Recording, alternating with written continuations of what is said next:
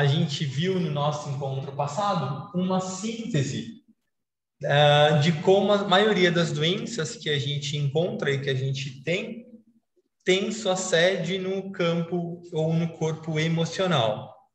Então, hoje a gente vai trabalhar com uma categoria um pouco diferente de doenças, na verdade, ou desequilíbrios, que tem a sua causa no corpo etérico e na relação desse corpo com o físico.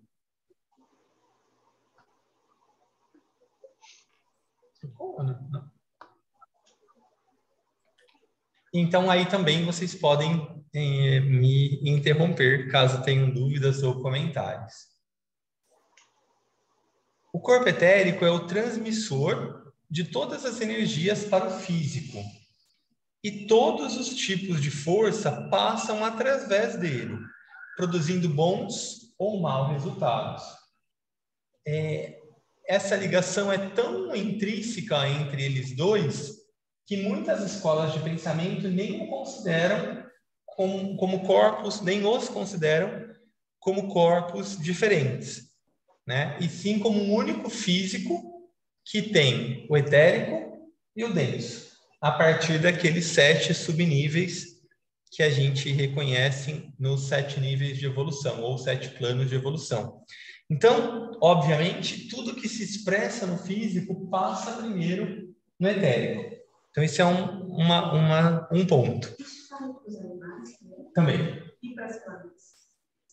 É um pouco mais... É um pouco mais rudimentar, mas é a mesma coisa. A mesma estrutura. A gente vai tratar aqui das doenças que surgem no próprio etérico e tem resultado nas suas relações com o corpo físico. Então, é importante que compreendamos a diferença entre os dois pontos. Primeiro, tudo que chega no corpo físico passa pelo etérico, né? Essa é uma verdade. Agora, a gente vai tratar de situações que não vêm de outros corpos ou de outros lugares, mas sim da própria relação do etérico com o físico. Então, uma coisa tudo que chega no físico passa pelo etérico e o que a gente vai tratar hoje é dessa relação e não de onde a causa vem do emocional ou do mental ou da alma ou das situações pandêmicas ou da guerra, enfim, ou da humanidade. A gente vai tratar de maneira mais específica das doenças ou dificuldades que ocorrem a partir dessa relação específica entre etérico e físico.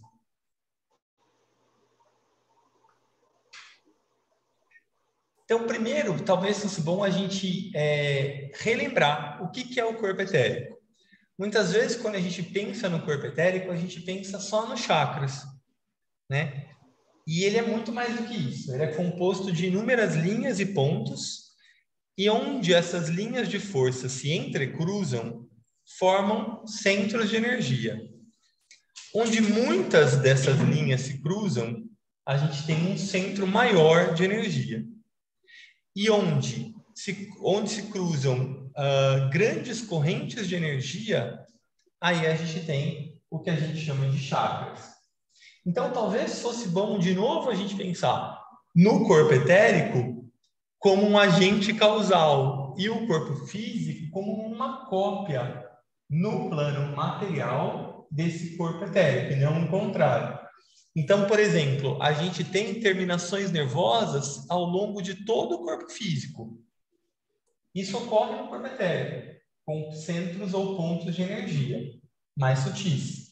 A gente corta também, se a gente se cortar em qualquer parte do corpo, tem sangue, né? Então, o sangue representa a vida que é presente também no corpo etérico. Então, o nosso sistema endócrino glandular, ele é uma exteriorização dos 7 chakras, assim como a nossa corrente sanguínea e o nosso sistema nervoso são exteriorizações desses inúmeros pontos de energia e linhas de energia que estão presentes no corpo etérico.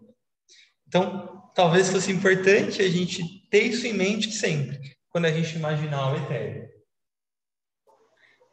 Então, além dos 7 chakras ou centros maiores, 21 centros menores e outros 49 centros ainda menores.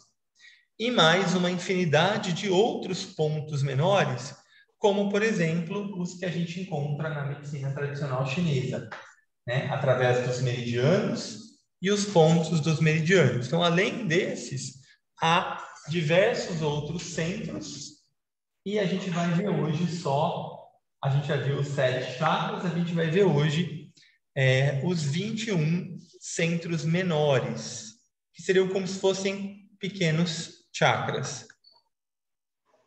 A gente não vai se aprofundar tanto neles como a gente se aprofundou nos chakras, mas a gente vai citá-los para que a gente saiba mais ou menos a localização deles. Isso pode ser muito útil para a gente, pessoalmente, para o nosso processo de cura, mas também pode ser muito interessante quando a gente estiver manejando nos nossos interagentes a energia que a gente invoca da alma através da meditação. É muito interessante que a gente maneje esse fluxo de amor nesses 21 pontos, além dos 7 chakras principais. Porque aí a gente vai ajudar a promover esse fluxo de energia de amor no corpo etérico do interagente, além do corpo emocional e do corpo mental. Lembrando que onde há fluxo, não há doença. Né? Então, onde existe um fluxo estabelecido, não existe doença. Essa é a primeira regra dos curadores.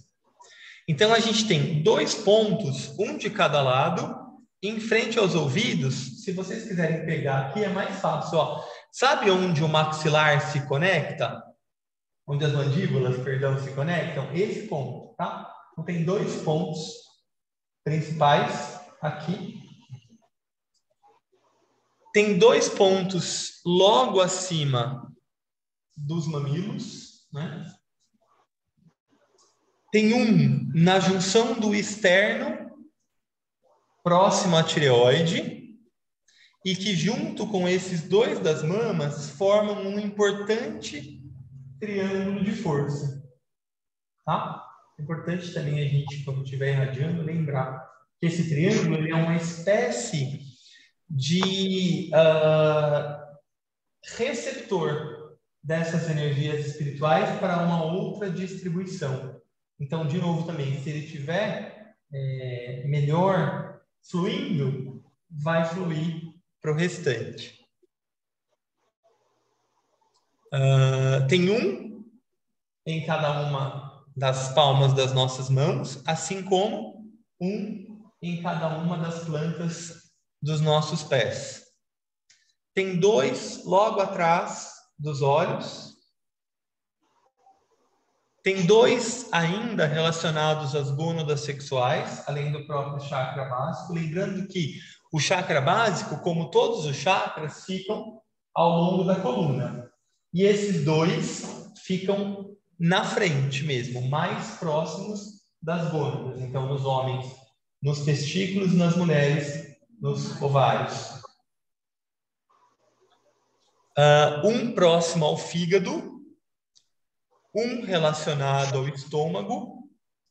Olha que interessante, quantos nessa área que a gente chama de plexo solar, né? Que é uma área que tem uma intensa terminação nervosa no corpo físico. Então, naturalmente, faz a gente reconhecer que existe uma intensa movimentação energética, etérica, no corpo etérico. Até porque, como a gente já viu antes, e a gente reconhece, a humanidade ainda está muito polarizada no emocional. Então, é naturalmente que esse chakra aqui do plexo solar e essa área que ele abrange seja a de maior movimentação. Então, tem 2 relacionados ao baço, que pela superposição de um ao outro formam um centro bastante potente. Tem 2 na parte posterior de cada joelho, né? Um ligado ao nervo vago, perto da glândula timo, que, dada sua grande potência, algumas escolas de ocultismo o consideram como o 8º chakra. Um próximo ao plexo, de novo, né, nessa área, e que o relaciona o plexo ao chakra básico e ao chakra sacro, formando também um triângulo entre esses 3 centros. Então, o tibetano faz uma observação, né, que há um triângulo acima do diafragma e um abaixo. Então, a gente pode pensar, pensando em simbologia, né, na própria estrela de Davi, que tem um triângulo com vórtice para baixo e um com vórtice para cima, mostrando, né, essa harmonização entre os diversos pontos do etérico. Isso é informação, na verdade, eu mandei já a apostila no grupo, então eu acredito que não tenha grandes dúvidas, mas se vocês tiverem, podem me perguntar. Então, falando um pouquinho sobre fluxo e saúde, quando há um livre fluxo do etérico para o denso, menores são as possibilidades de doenças. A gente viu que se houver um fluxo entre os outros veículos, né, da própria energia da alma, que primeiro se exterioriza no mental, depois no emocional, depois no etérico, depois no físico. Então, se nesses veículos mais potentes o fluxo estiver acontecendo, menores são as chances de ter doença. Então, se a gente pegar essa mesma realidade e transferi-la num ponto mais denso, a mesma coisa acontece na relação entre o etérico e o físico. Paulinho, mas para mim fica um pouco mais fácil entender essa relação que a gente vem falando há mais tempo, né? Agora, do etérico para o físico, o que prejudicaria esse fluxo? Porque o emocional, o mental, o da alma fica mais compreensível. Mas e do etérico? Eu acho que a gente vai ver um pouquinho para frente, eu acho que vai elucidar. Se não, você falou, olha, ainda não está claro. Tá? Então, o que ele diz? Que podem haver dificuldades em relação à superestimulação dos centros. Então, esse é um ponto. Se os chakras estiverem muito estimulados, por algum motivo, eles vão promover aí uma atividade, superatividade também, no sistema nervoso central. Então, isso pode ser uma das causas de doença. Então, quando os chakras, por algum motivo, estão superestimulados, essa superestimulação vai provocar um excesso de energia no sistema nervoso central. E aí isso pode trazer algum desequilíbrio físico denso. Então, esse é um ponto que pode acontecer. O superestimulado não é a rotação, né? Ou não é a rotação? Pode ser. Eu acho que também vai ficar um pouquinho mais claro depois. Mas é uma boa pergunta também. Então, pode acontecer. E por que pode ser aqui essa superestimulação dos centros? Pode ser por alguma movimentação exacerbada no emocional, por alguma movimentação exacerbada no mental, então é aquela linha de raciocínio que a Beth fazia. Pode ser por conta de algum contato mais expressivo da alma, tá? Então a alma, por algum tipo de meditação ou algum tipo de insight, algum tipo de conexão que foi construída com a alma, em algum momento que seja alguma experiência mística ou na nossa meditação, uma meditação de lua cheia, pode acontecer uma superestimulação desse centro. Claro que isso é temporário, né? Então, vai promover uma superestimulação que vai promover um contato, que aquela luz vai chegar até o cérebro, isso vai promover um insight e pode trazer dor, pode trazer algum desconforto. Quando é ocasionado pela alma, é sempre temporário no sentido de promover essa adequação. E aí vai trazer desconforto, porém, a gente sabe que vai ser um desconforto para uma ampliação. dentro de um processo de desenvolvimento. Mas pode acontecer também. Do mundo ao nosso redor, né? Por exemplo, essa situação que a gente está vivendo de pandemia, de guerra. Então, tudo isso naturalmente está mexendo também com o karma planetário, está mexendo com o karma da humanidade. Então, isso tudo movimenta-se no etérico planetário e vai, em alguma medida, chegar até o nosso etérico. E isso pode, a partir dessa sobrecarga etérica, também chegar no físico. De novo, isso não são causas ainda, são efeitos dessa relação, tá?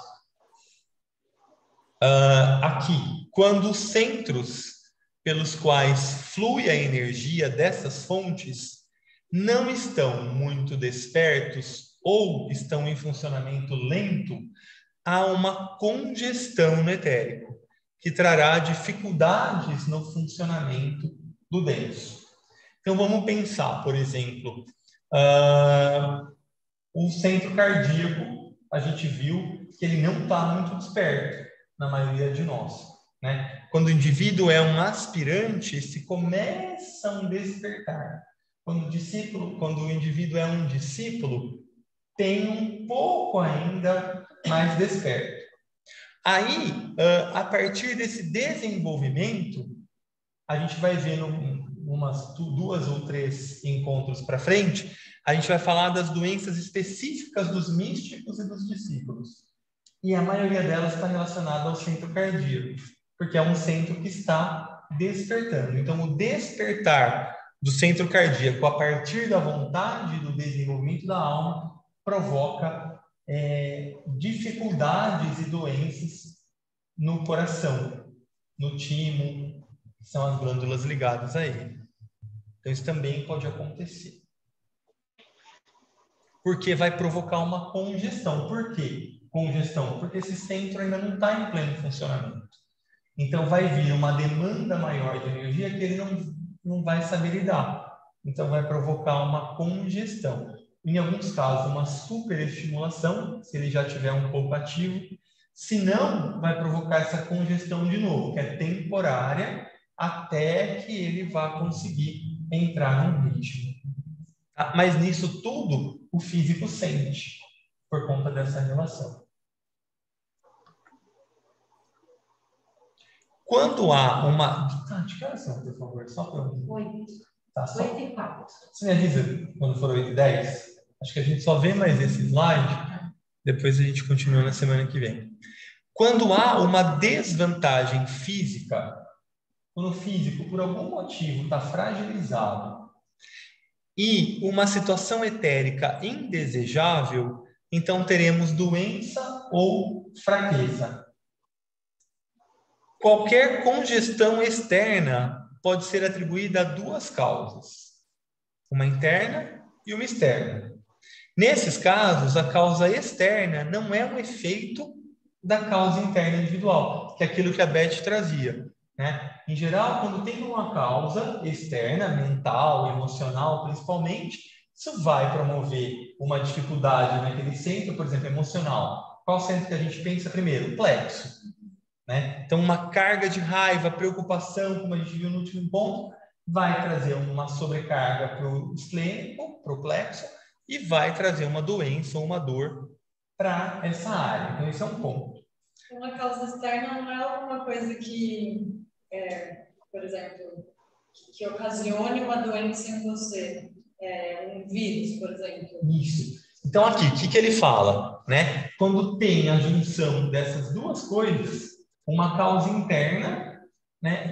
Desculpa, eu falei errado. Uma causa interna quando vem do emocional e do mental, e quando tem algum tipo de despreparo externo, então aí você vai ter uma doença também, com essa possibilidade. Então, porque o fato de você, em algum momento, contrair ou não tem ligação com a nossa parte interna. Em geral tem. Porque cria esse... Se estiver mais desequilibrado, a gente tem mais facilidade de desenvolver aquela doença. E por que, igual a gente viu no nosso último encontro, por exemplo, uma preocupação, um estado de preocupação excessivo vai minando quem entende medicina chinesa, né? O excesso de preocupação, por exemplo, pega o baço. O baço é um dos responsáveis pelo nosso sistema imunológico. Então, eu caio a minha vibração por conta desse excesso de pensamento, a minha vitalidade cai, aí eu fico num campo propenso a esse tipo de coisa. Aqui é um pouco diferente nesse caso. Aqui ele está falando que, por conta dessa relação, especificamente, etérico-físico, que às vezes não está muito bem acoplado, ou que pode ter alguns pontos nessa conexão que não estão muito bem conectados, você pode vir a ter um outro tipo de doença específico que é diferente desses que vêm por conta, principalmente do nosso emocional, do nosso mental. Tá? É sutil a diferença, mas ela acontece. Então, o que ele quer dizer aqui? Que assim, nem todas as doenças são puramente subjetivas ou psicológicas, mas às vezes são tanto exotéricas, de fora, quanto também esotéricas internas. Então, melhor a gente parar, né? Porque eu acho que aí a gente vai entrar num outro slide. Acho que esse aqui dá tempo, porque é rapidinho. Então, o que...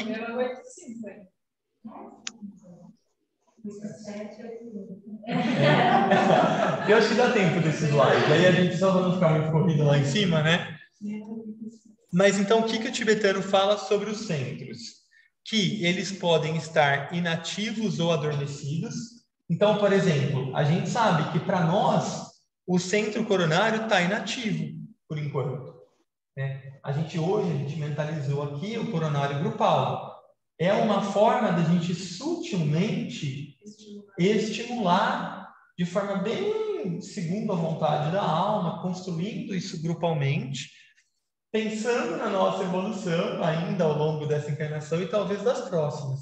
Então, a gente está nutrindo uma semente para as nossas próximas encarnações. Com o cardíaco, a gente já vem trabalhando mais. A gente já faz na nossa radiação, aqui na nossa meditação. Então, a gente já está despertando um pouco mais. Aí a gente vai ver que isso é bom, mas possivelmente a gente pode vir a ter alguns desequilíbrios que a gente vai ver depois por conta disso. Quando isso é feito de forma ordenada, de forma grupal, com uma prática de meditação, isso é muito mais seguro. E muitos desses efeitos são minimizados. Acontece que isso às vezes acontece para um indivíduo que não tem esse tipo de hábito, não tem esse tipo de prática, mas por conta do seu desenvolvimento ao longo das encarnações anteriores, ele chegou nesse estado de evolução. Mas talvez ele não tenha um grupo como o nosso, que faz esse tipo de meditação. Então, isso tudo a gente vai ver mais para frente. Estão despertos, mas em temporário funcionamento lento. Por que isso pode acontecer? Porque às vezes o indivíduo chegou num dado momento da encarnação dele, por exemplo, que ele está buscando ativar o cardíaco. Ele tem o plexo desperto, mas nesse momento a alma dele colocou a ênfase no cardíaco, porque é isso que ele tem que desenvolver nessa encarnação.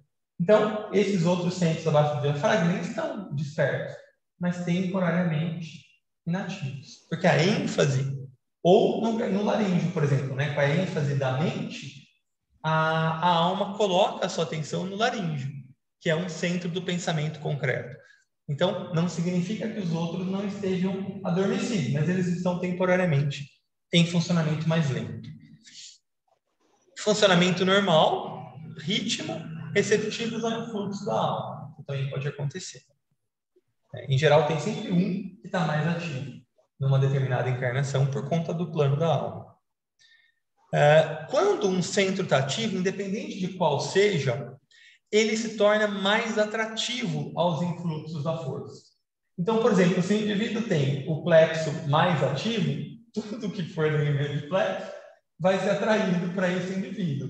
Então, ele vai aumentar e potencializar essa energia, o que pode ser bom em alguns momentos e ruim em outros. Na maioria, vai dar uma perturbada ali naquele indivíduo. A mesma coisa, quando o indivíduo está despertando o cardíaco, esse centro se torna mais atrativo. Então, na vida dele, ele vai ter muito mais oportunidades para expressar o amor. Por exemplo, isso pode ser bom, porém é bastante desafiador, porque a alma dele vai atrair para a personalidade situações onde esse desenvolvimento vai acontecer. Então, isso vai trazer situações ali em que vão ser desconfortáveis. Mas, se a gente estiver desperto, alinhado com a alma, a gente vai reconhecer cada uma delas como oportunidades. E não, embora sejam desafiadores, mas não como obstáculos, e sim como oportunidades. Então, isso é importante a gente ter em mente também. Nos aspirantes, os centros abaixo da garganta, abaixo do diafragma, esqueci essa palavra, estão ativos. E garganta e cardíaco começando a entrar em atividade.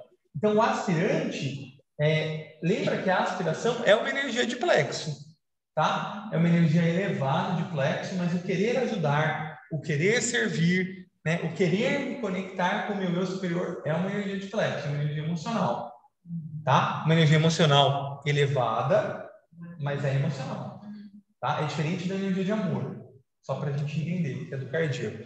Então, o aspirante tem um plexo bem ativo, mas é esse ativo que está promovendo um combustível para o desenvolvimento do cardíaco e do laríngeo. Um discípulo já tem o ágina cada vez mais ativo, né? E todos abaixo do ágina entrando em despertar. Por que na nossa meditação a gente sempre traz para o ágina? Porque o ágina é o coordenador das forças da personalidade. Então, se a gente tiver o nosso ágina ativo, né, em alguma medida despertando, a gente vai aprender a integrar as forças da personalidade e a manejá-las, como eu falei hoje nessa meditação. Foi um pouquinho diferente, mas é para a gente ir despertando para esse centro e dando a partir dele o controle para a gente da personalidade. Deu horário, só vou finalizar aqui. Já no iniciado, o centro cardíaco está desperto. E aí é a partir do coração que ele vai levar todos os outros a entrar. Não é o coração que dá o ritmo?